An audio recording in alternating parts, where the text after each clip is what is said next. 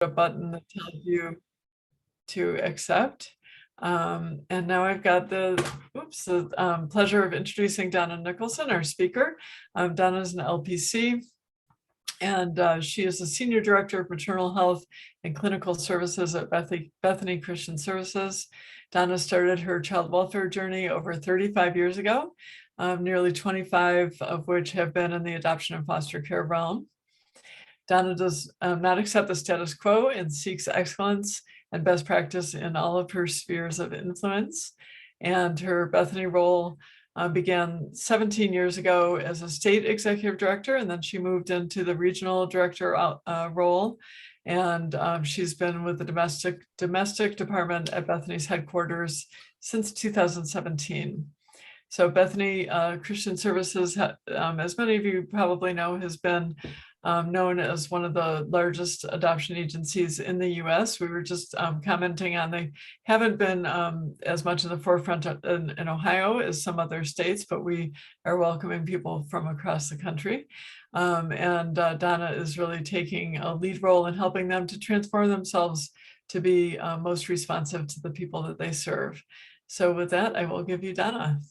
Well, thank you, Betsie, and thank you for allowing me to have this time. So I'm very interested in knowing what questions you have, and I really feel like I want to say there's not a question that's not a good question. So don't hesitate to ask if you have something that I say or what have you that you that you have a question about. So but one of the things when I was talking with Betsie was major changes. The reason that we even connected was the major changes that we're doing within Bethany. And it's really looking at, we're committed to many things within Bethany that are changing. The landscape of social services is changing and so forth. But for the sake of the conversation, I'm going to specifically speak on adoption and how that's been changing. And as Betsie said, we've long been known as the largest adoption agency in the US, if not the world. We've long held to this legacy that we've been the biggest and largest adoption agency.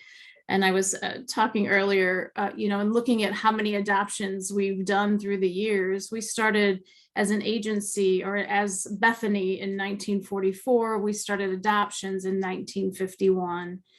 And so since that time, we have had an impact on over 50,000 adoptees and families. So it's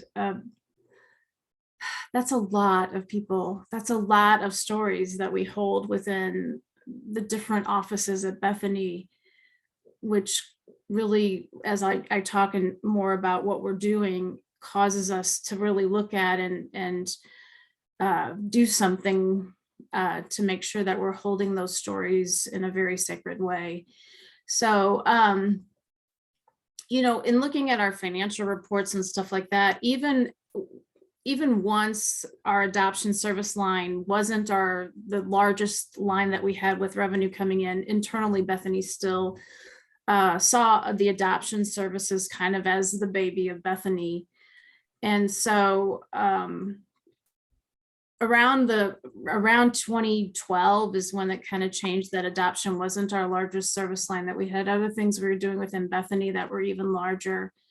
So when I came to Bethany in 2005, that was actually the height. The most international adoptions that were done in 2005. Domestically, the height of our domestic adoptions were done in 2004. And since then we've declined. And then our foster care adoptions, actually the height of that was in 2012. And since then we've declined in that. So in all my roles, everything has focused on adoption. And my role as regional director, it's looking at how do we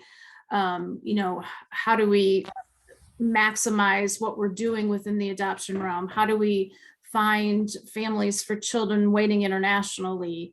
How do we bring more attention, especially to international families? So in 2017, when I joined the domestic team at our national office, I was brought in to look at international and domestic adoption and merging those two lines. in a hope that we could raise more interest in children that are waiting internationally. But that didn't happen. What actually happened is we drew more interest in our domestic service line. So I don't know if any of you are aware of where Bethany is today, but our international adoption actually closed 2 years ago. And so we didn't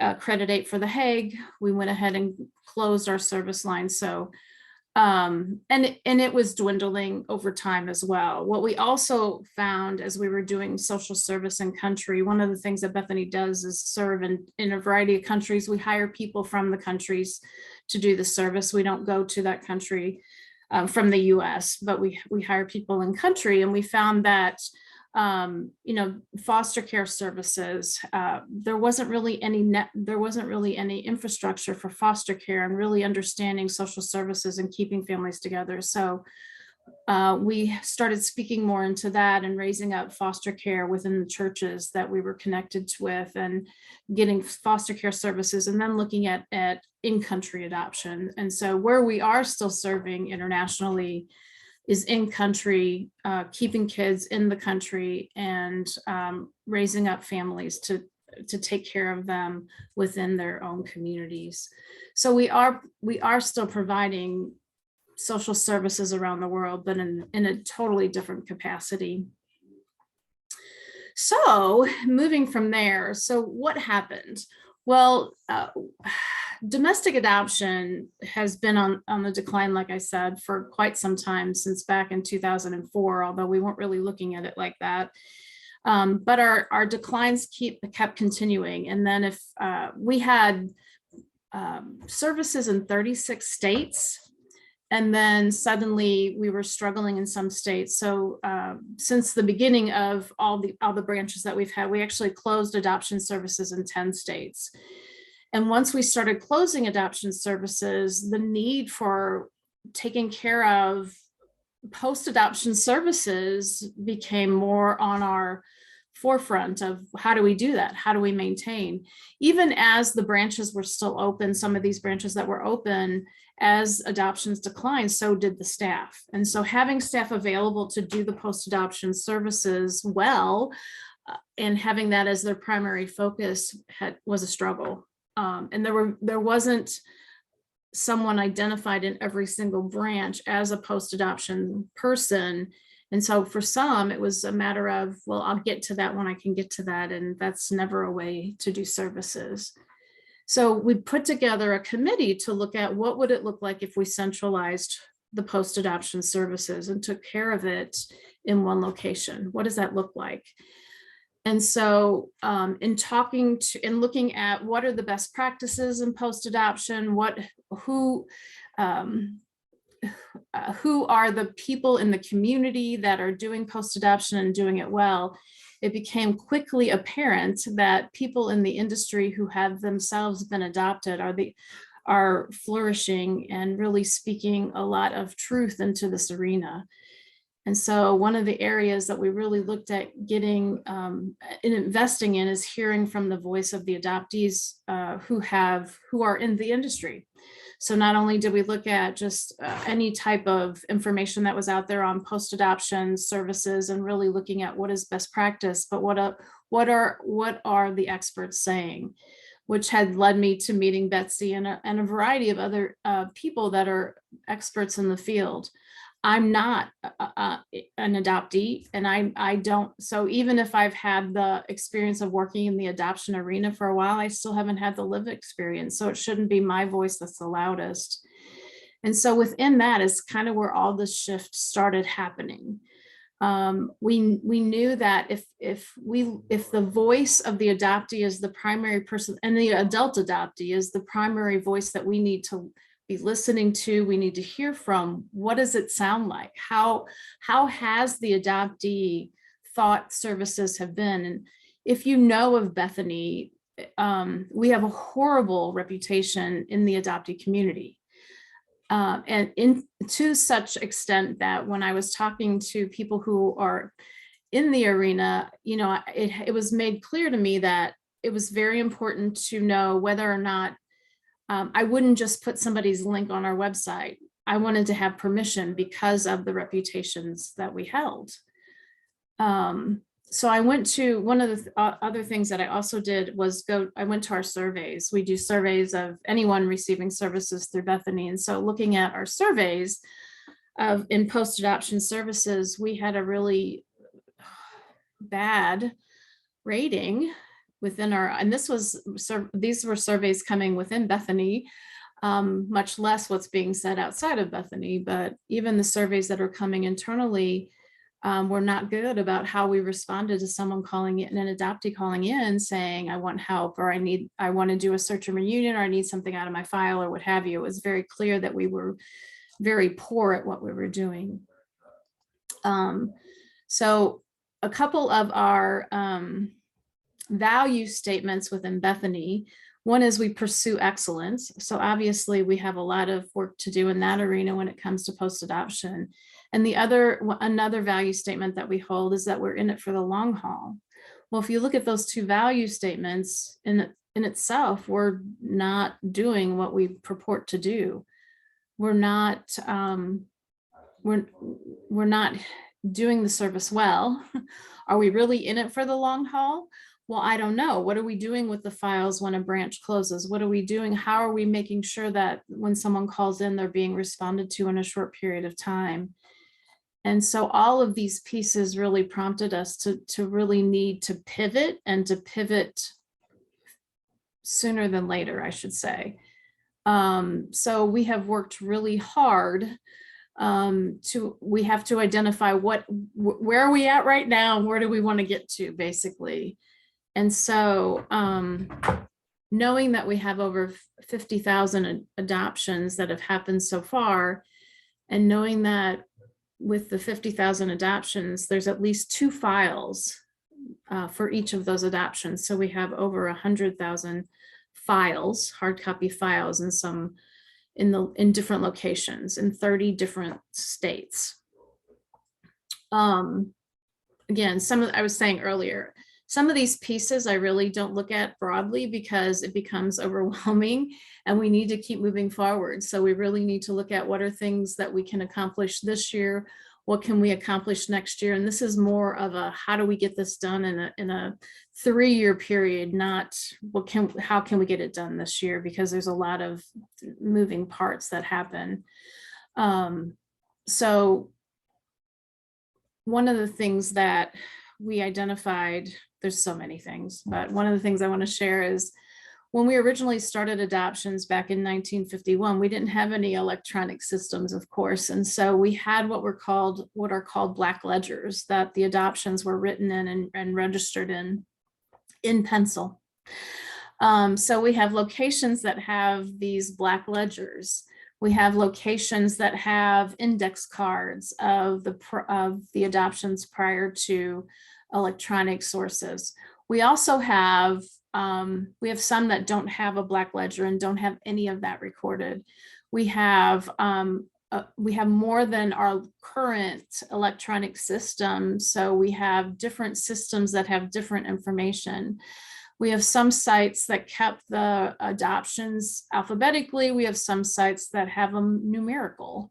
So we have one system that we have to keep going back to because we have to pull a numeric number from it to know how to find the file system. And so all these branches had their own way of kind of maintaining all their records to the best of their ability.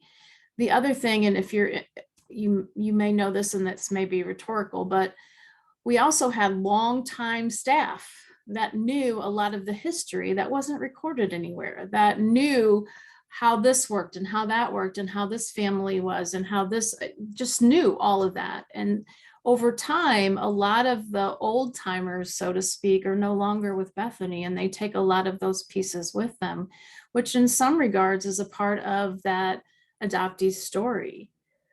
I refuse to ever change my phone number. I mean, one of the blessings that I had is being in some of those arenas when I was in the branch. And there are situations where I might have been the only one that met the birth parent. And so I I know that if I leave Bethany, I take that information with me unless I record it in their file. So there's a lot of information that we've lost over time because of that. It wasn't recorded anywhere. It was just in someone's head. And so we don't want to do that either. Anyway, I digress there. I'm sorry, I get on my little rabbit trails, but so there's a lot to change. Our goal this year is to have everything in one system. And so we have that system created. We have about 6 months. We have about 6 months to get all that information into the system. And some of the scanning will happen too. So our goal is to have everything scanned, everything in one system, have it accessible from any location. Because right now, if I'm going to give you an example. We have closed our Washington State office. It's been closed for a few years now. And so the records are in Northern California. And so if anyone from Washington State wants anything about their records, we have to connect them to our Northern California office. How crazy is that, right? Like if you call in and you're wanting to know where your record is, or you're wanting something from your record, and you're told, first off, the office is closed, second off, that your records aren't there anymore, that gets pretty scary. It gets, and I don't want to cause any more hardship. I don't want to cause any more trauma than already has been caused by us, by the system of adoption, by any of that. So what can we do to make this better? So again, we're in it for the long haul to get all these things in place. I think the great thing in identifying the urgency and identifying where we're not at, how we need to be and where we're at right now, is just the buy-in from senior leadership that this has to be done. Post-adoption services within Bethany will be around as long as there is a Bethany Christian Services. We have to. The other thing is knowing that when adoptee calls in wanting to know something in the record or do a search and reunion, it's really no different as the time we had an expected parent call in considering adoption. The intensity, the stress, all of that is the same. And we have to respond the same. We have to respond with understanding. We can't put them on hold. We can't not respond in 6 months for 6 months. And these are some of the comments that have been put on the surveys. If you call and you want some information and nobody contacts you for 6 months, I just can't imagine the amount of trauma and hardship that causes someone. So anyway, now that we know what we're doing wrong, and we know what we should do better, then we have to do it better. I think we acknowledge places where we haven't done well, acknowledge that, I think the hardest thing that I've seen in working in Bethany and working with staff and stuff is moving into the discomfort of someone's experience, and someone's experience that might have been impacted by us. And maybe it wasn't, maybe I wasn't the staff that did it, maybe I was, but either way, allowing that person to share their experience without minimizing or offboarding them or whatever the case may be, anything, we have to be able to sit with that and allow them to share and acknowledge it without disregarding it. And it's probably, I'm going to say overall, it's one of our weaknesses that we've been able to identify. Are we able to do that? Can we sit in that? What do we do? If someone has a complaint, do we allow them to share their story, or do we try to give reasons before we should be doing that? And in most respects, we should never give reasons. A person's lived experience is their lived experience, no matter what our intentions were, how they felt about our services. It doesn't matter what our intentions were at all. So one of the other things that I think, just personally from my perspective, that and why I feel empowered is not the word, but I feel good about being in this position, is what I saw when training families for adoption. And in the height of adoptions, we had families that, how much training did we do? Did we really look at all the training that we should do? Did we look at what was required by the state, the minimum of training hours, or do we really look at what's needed? Did we push our families to really learn what needed to be learned, or at least expose them to what they needed to be exposed before the potential of a placement? And I can tell you over time, just personally, that we got better, but I know there were a lot of areas that we didn't cover well. There's a lot of areas that I'm looking at, just in the regards of transracial adoption, and how well did we equip families? How with MIPA, I had one time a family brought up that I was breaking federal law, because I wanted them to do training. But instead of doing the training, they wanted me to know that I was breaking federal law. And it's just the identifying that these families, is their reason for adopting really what it should be? Are there children that were adopted by white families, that are they in the best place? Are they equipped well? And so I actually live in the St. Louis area.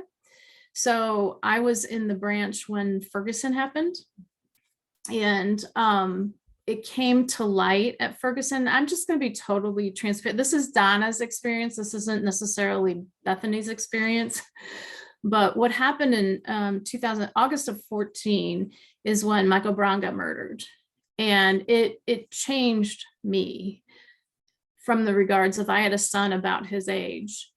And just having Michael's body on the ground in the August heat, without any respect to him. And it was horrifying, but it opened up in me a place of not knowing. I suddenly saw what I didn't know, and I had to acknowledge what I didn't acknowledge before. And it gave us a forum within our team. It gave us a forum just within Bethany, like in our area, of how do we have to equip these families. We have to equip these families. There is no option besides that. How do we make sure that these families are taking seriously that race matters, that the culture matters, and they're educating themselves. Anyway, it just changed me as a person, and knowing that how we did training before, was it really enough? No, it wasn't enough. It wasn't even close to being enough. So since 2014, I've been on the journey of just educating myself and really exploring that whole dynamic of what I didn't know, and acknowledging I didn't know, but now I do, and I can't ignore it, and I can't use that as an excuse. And I do not want to be part of placing a child in a home of a family that isn't willing to be equipped. We had moms that had placed for adoption that had a lot of struggles during that period of time, for placing with white parents, with white couples, because what came out, and I'm sure you all know, just so much of the racism and the hate and everything that came out during that period of time. Anyway, it was life-changing for me personally, but also for the impact I can have within Bethany of what we need to do and how we need to do better. So all that in mind, the other thing that Bethany is doing is we have met with, and I need to watch my time. I think I have like 1 minute till the 30 minutes is over. But we've also have been really invested in looking at changing our whole focus. How can we keep families together? How can we not think that adoption is the first option? That what can we do to sustain families? So we're really looking at promoting or really building up family preservation programs. We have a program now that we serve moms who have substance use difficulties but are pregnant and really want to parent, and that's actually going really, really well. So what can we do to raise up programming to keep families together, to support moms who have a desire to parent, who and need a support to do that? And so that's what we're looking, that's where our focus is doing more family preservation and not looking at as an adoption is, even if it occurs at a last resort. And more of our adoptions will be within the foster care where parental rights are already terminated. But we also are looking at that within the foster care arena of how do we connect with the bio parents? How do we raise the voice of the bio parents and as well?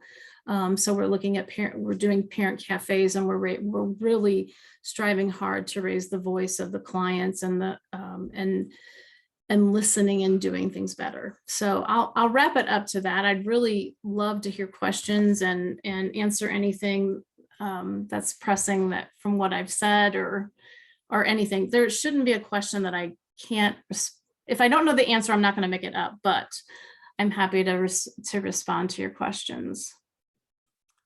Thank you so much, Donna. There were 2 questions so far.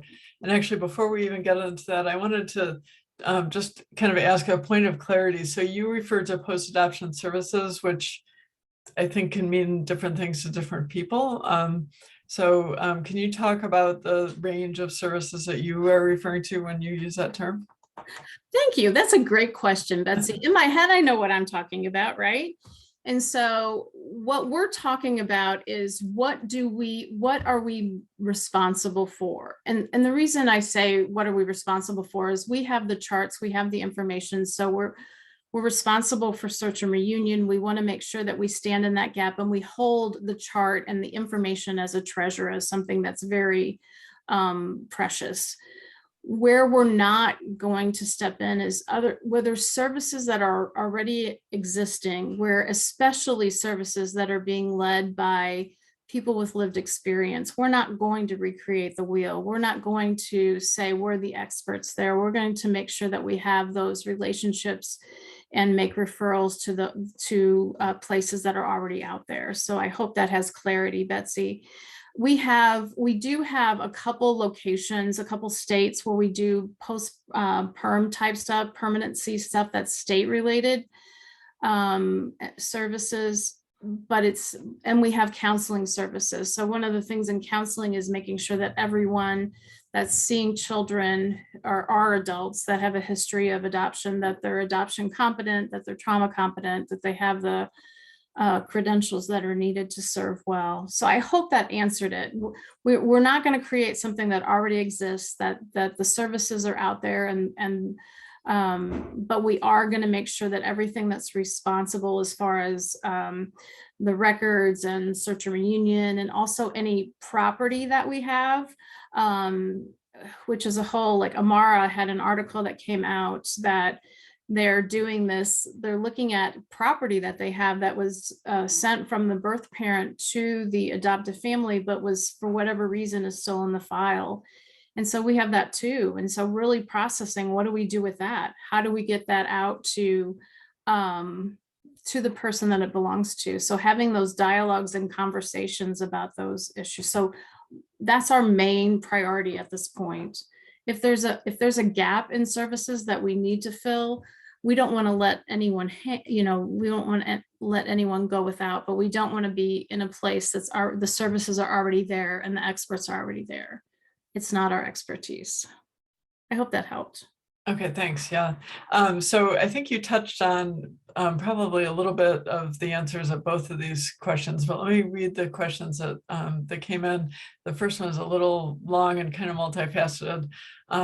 So this person says many/most adoptees do not want any more adoptions to occur. They prioritize truth and transparency and prioritize family preservation, kinship care, or legal guardianship. Is your company, so is Bethany, willing to listen to these adoptees and make this change within your practice to cease future adoptions which remove the identity, medical history, original birth certificate, or any connection to genetic mirroring? Then there's another part, but let's stop there for Okay, good, because that's a lot. No, lot. those are great questions, and the answer to that is yes. We want to hear the voices of those with lived experience, and I honestly, I've done a lot of consultations with adult adoptees to hear their stories and to hear best practice and so forth, but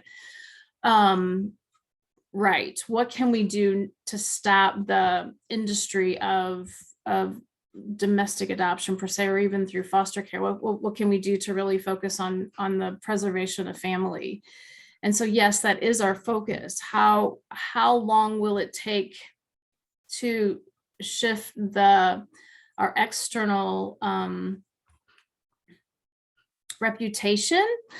I think it'll take decades, honestly, but I think consistency in us doing it, and we have to be willing to say hard stuff. We have to be willing to share stories that aren't the best, like but they're lived experiences. We have to be willing to stand in those places of discomfort, to really to acknowledge hurt, to advocate for what is right. We have to do all those pieces. So yes, that is the direction that we're moving. But I think it'll take a really long time for us to live past our reputation that's already been there. So, and I think the hard piece is, and I'm going to share this, just again, this is Donna talking. When something is said and it's not our heart, but it's also not our practice of what we're doing currently, sometimes that's hard, but it's how it's experienced by people externally from Bethany. The other piece of it too is we also have to be willing to acknowledge those discrepancies between what we're saying our service delivery is, what we're saying our reasons for service delivery is, and the things that just don't quite make sense yet. Does that make sense? Like, I'm baffled. So even the thing about domestic adoption, so we've had a parenting, when we work with expectant parents, we have an informed decision-making model that we follow. We have a whole curriculum with that. But we talk that we do and help them make an informed decision and walk beside them, and we don't force a decision or what have you, except that you look at that, but then you go, but we have adoptive families waiting, or potential families waiting, prospective resource families. So we say we help them make an informed decision and we're okay no matter what they do, but we have families waiting. So one of the things that we did with that, one of the very important things, especially as looking at the how many adoptions, how many moms are we serving, that type of thing, how many families should we have? And so we put a hold on having any intakes. We haven't brought in any families for quite a while. For some branches, it's been quite a while. So it's been decided as a leadership of that we want no more than 2 families for every potential adoption that we have. And the quota was much higher than that, I will tell you. But how do we right size the number of waiting families when we're not having that many adoptions? I mean, just truth be said, we can bring in families and we can get money, but that's not what we need to be doing. We need to really look at what's ethical, what's sound in that. And so it's not bringing in just every family. It's really looking at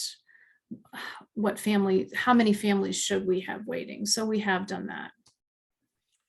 So Donna, embedded in this question in the piece that I read is not only, are you looking at decreasing the number of adoptions that you do, which I hear clearly your answer, but also, are you looking at ceasing practices around things that keep things closed? So are you looking at requiring that all adoptions are open or have components of openness, or how information is shared from the beginning? Can you talk about that a little bit? Correct. Yes, I can. And I think where do I want to start with that? The challenge of it is it's because we have so many branches and we have the different locations, we do promote openness. But because we're in so many locations, can I verify that that's the practice that's always done? I can't. So how do we do it within Bethany? We know openness is best. And we know that no secrets are the best as well. So when I was still in the branch, one of the things that I would ask the birth parent is her willingness to allow information to be shared. So we redact medical records, but if she wants it to be open, it can be open. We don't have to do that. It's just, so if she has permission, if she gives permissions for that, there's things that don't have to be redacted.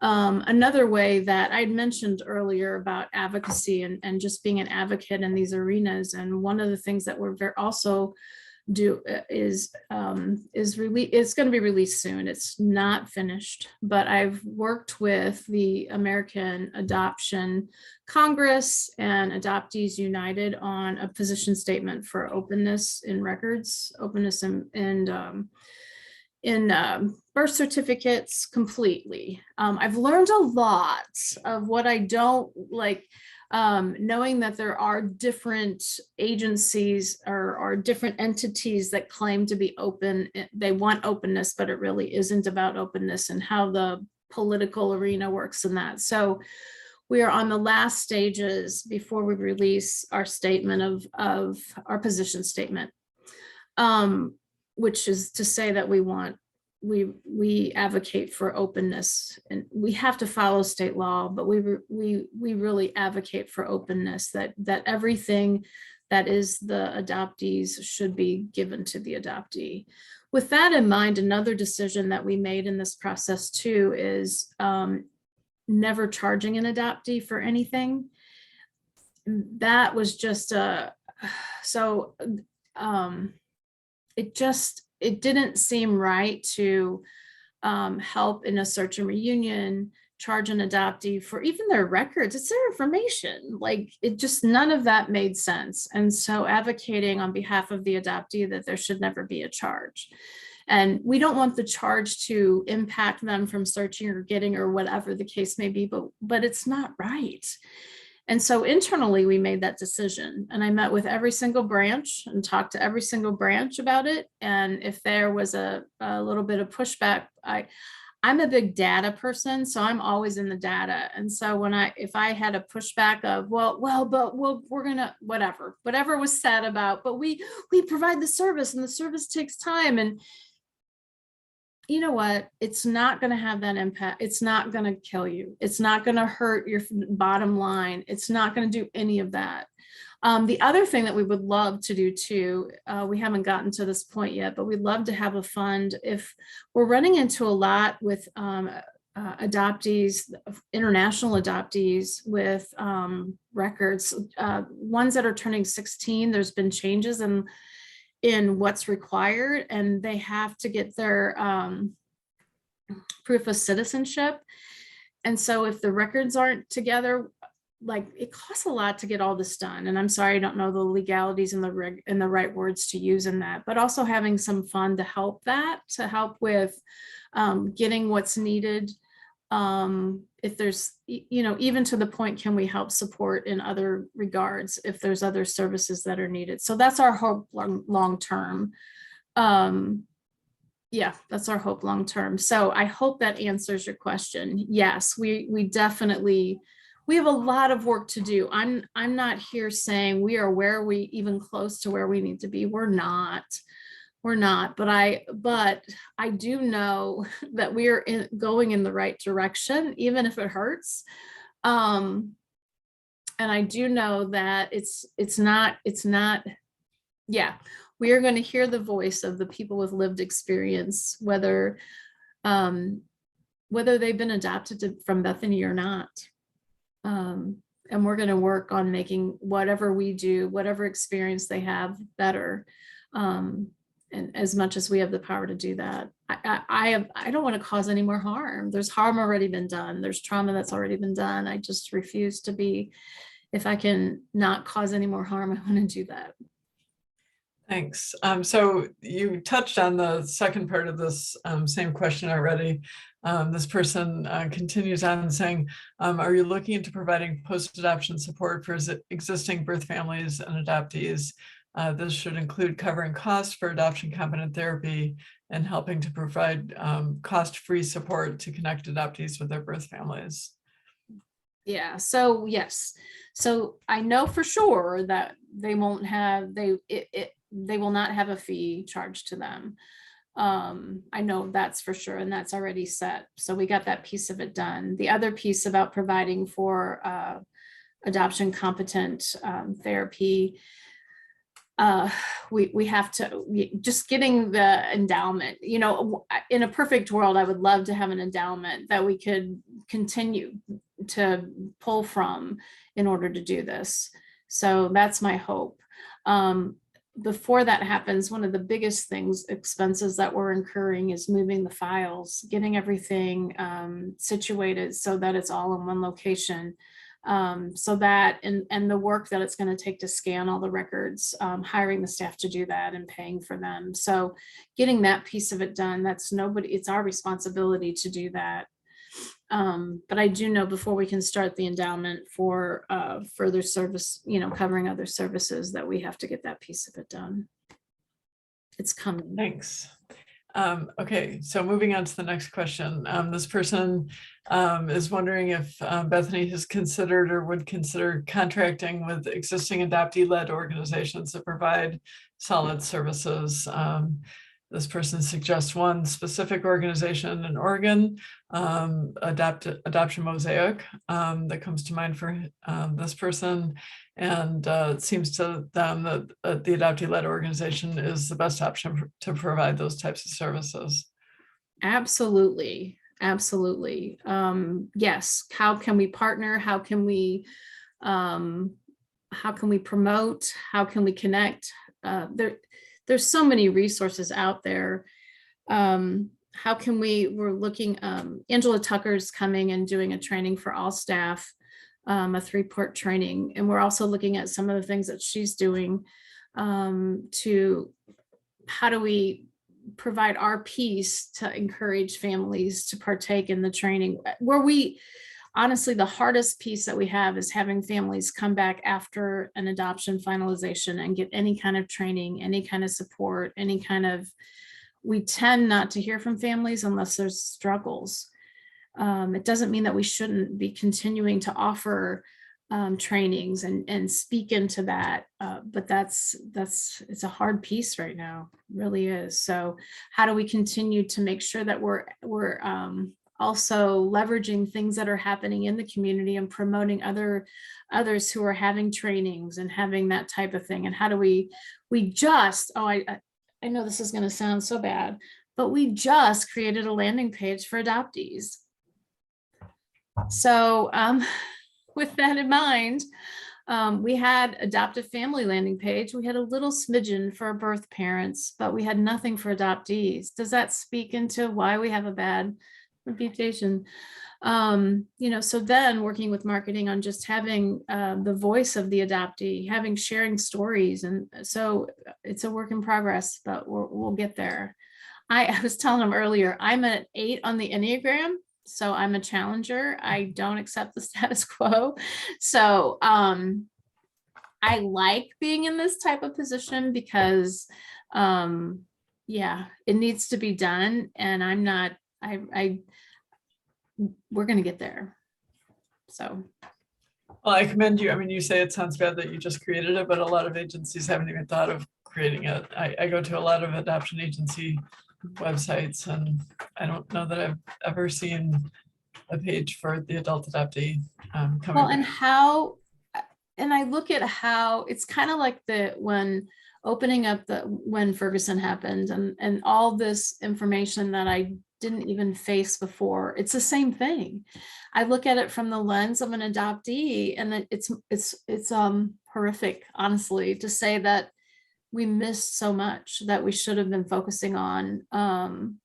Yeah, and how do we acknowledge that? The challenge, one of the challenges, or one of the things in looking at this, is how much Bethany has never been like, we tended to stay quiet. We tend not to do controversial things. And it's like, but we need to step in those spaces. But even to leverage the voice and hear the challenges, hearing the difficulties, acknowledging the difficulties of in so many regards, and letting that voice be heard. And it'll get there. But it's totally different. I didn't mention this earlier, but we were never, like, if we did Google campaigning or on our website, we never said anything to the effect of, and this is not that this is a bad thing, this is actually okay, but we never said something about placing your baby for adoption, because it was just off. We won't do it. We won't do it. Won't do it. But I think of spaces that we should be moving in, that, and we won't. So there's a lot of hold on old stuff that we just have to keep working through. Nothing changes overnight, and anything that we're changing, what I've found, and I'm sure this is in some change book or something, but you set down the precedent, and this is where we want to get to. Then you introduce it to the different people, and then other people have their opinions, and you get this pushback. And then you're just kind of always on this thing of moving forward, moving back. It's like a chutes and ladders game you play, right? So you get so far, and then you have people that were, what's going on, and why are we doing this? And so they don't want to change. They want to keep the status quo. And so they're trying to find ways to keep the status quo when we're pushing in to say, no, we need to move forward in this. So anyway, it's challenging, and you have to keep your stamina. You have to keep moving in the right direction, even despite the obstacles that come up. And that's why I said I don't focus on the magnitude of what we're trying to do, as much as here's another step that we can take. Here's another place that we can move, and just keep moving forward. So that's all a great segue for the next question, which is actually the last so far. So if anybody has any more questions, put them in chat now before we wrap up. So the question is, can you help with openness by supporting open or access to adoptee birth certificates? It might help for your large organization to support adoptees trying to open their records, and for Bethany to come out saying that original birth certificates should be open in all states. Yes, so it is a place that we're advocating. We actually just hired someone to do that. We had someone in the position of like our PR person, and we've actually split that into two. So there will be more push in that direction. But I mentioned our position statement, and that's what it says, that we want that all states have open their records. And then we want to move that farther, right? We want to have that any information, and then again, there's this whole thing of what information should be in adoptees, and so, like, should you get the home study that was completed at the time of adoption? So there's different conversations that we're having about that too, but we're moving in the right direction with that. So I'm hopeful. So just like anything else, the position statement, I've met and consulted on it, and I've been in the trenches with it. And then it goes to people that haven't had exposure to the reasons why it's written the way it is. And so there's been some pushback of why are we writing it that way? Because there are organizations that are truthfully wanting open records with our open adoption birth certificates without restriction. And so they're mention of that in there. But anyway, so the old school thought still has trickled back, but we're almost there. We're almost there. So we're not going to stop. It's going to be published. So this work had started actually a couple years ago in 1920. And then it just sat dormant. I didn't know there was anything even in our policies and procedures, but we had a draft position statement back then that never went anywhere. And so anyway, sorry. I think part of the question is that, it's one thing to have a position statement that you just kind of put out there, and that's good. It's better than not doing anything. But I think this person is asking, would you take a more active stance, send people to testify? You mentioned hiring a PR person. Would you hire a lobbyist? How far would you go to push a new law? Right. And so I am new in this arena. So I'm glad that I can speak to people who know better what to do and can speak to the experts. So yes, I do also know the magnitude of Bethany speaking into this and doing it well, and not leaving gaps in the statement to be misused, right? So it's not just the position statement, but it is being a voice and speaking on behalf of adoptees. Yes. So part of that will be in my realm, and part of it will be in the advocacy's role. So that'll be assigned. So yes. I've learned a ton of things, and it's really, yeah. Good. We will be making changes. Sorry. No, good. So I'm putting a brief evaluation in the chat just so that people can give their feedback. And then we have one question that I think is brief, and then we have somebody who actually raised their hand, which we don't usually do, but we're going to do that this evening. So so the one question that I think is going to be brief is, there's a birth mother online with us this evening who placed her child through Bethany 33 years ago. She's very glad to hear that you're now helping women to not have adoption be the only choice. And her question is, does she have a right to her file? Yes, you have a right to your file. Absolutely.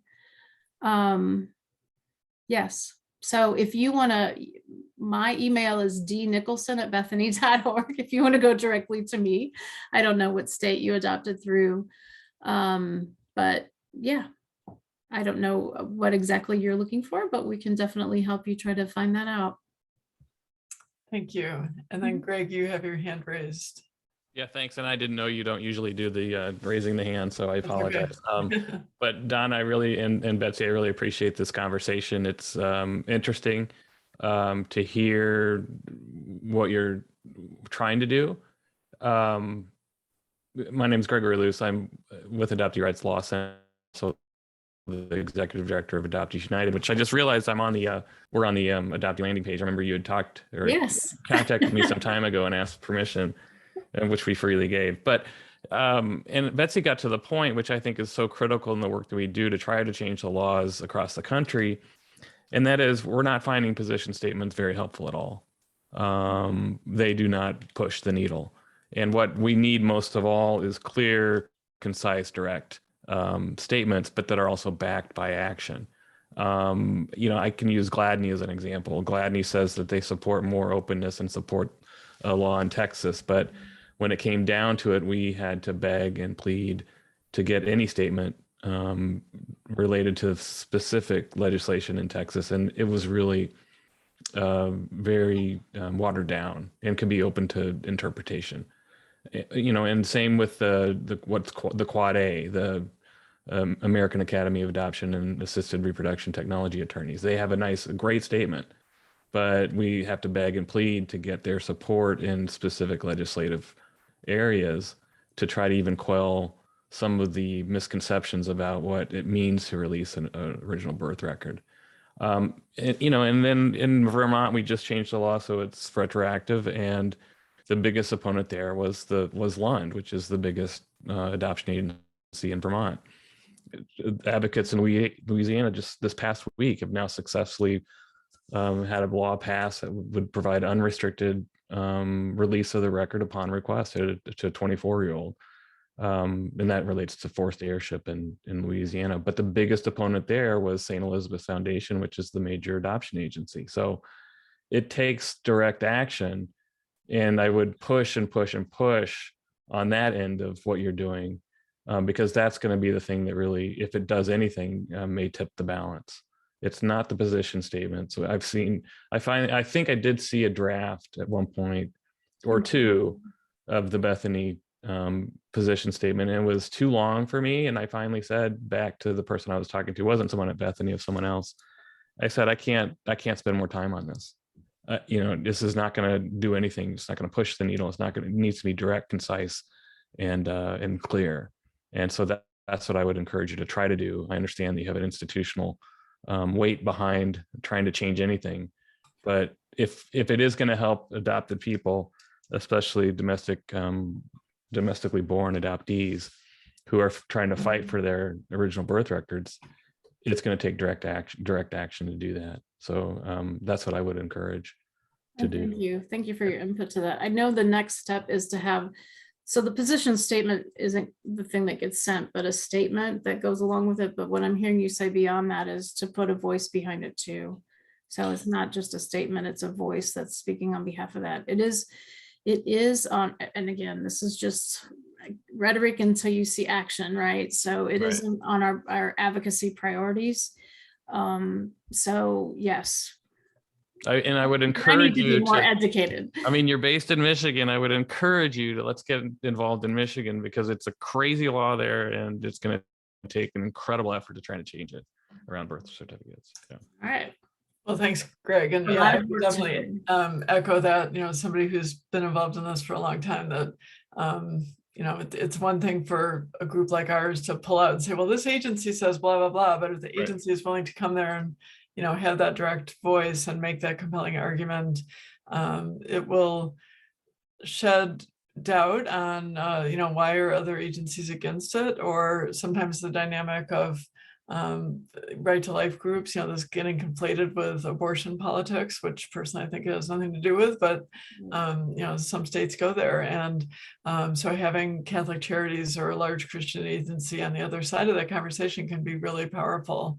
But it takes more than having a position statement just passively out there on the website. Right. I appreciate it. Good. Well, it's time to wrap up. I don't think I missed any questions. I did put a few links in the chat, and please do take our survey so that we can be helpful. And if you have any other subjects that you would like to see in our Monday evening speaker series, we are currently planning for the fall. So thanks to everybody who joined us this evening, and especially Donna for sharing your wisdom and volunteering your time with us tonight. And as many of you know, Adoption Network Cleveland is a nonprofit organization that serves individuals and families impacted by adoption, kinship, and foster care through support, education, and advocacy. To find out more about our organization, to support our work, you can visit our website, which is embedded in all those links that I posted, adoptionnetwork.org. We are a membership organization, so we hope that you will consider joining us and supporting our work that way as well. Have a nice summer, everybody, and we will see you back for this series in September. And in the meantime, we have lots of other programs. I did put the link in the chat for our general meetings, our family programs, lots of other educational opportunities throughout the summer and throughout the year. So thanks for joining us. Good night. Thanks for having me.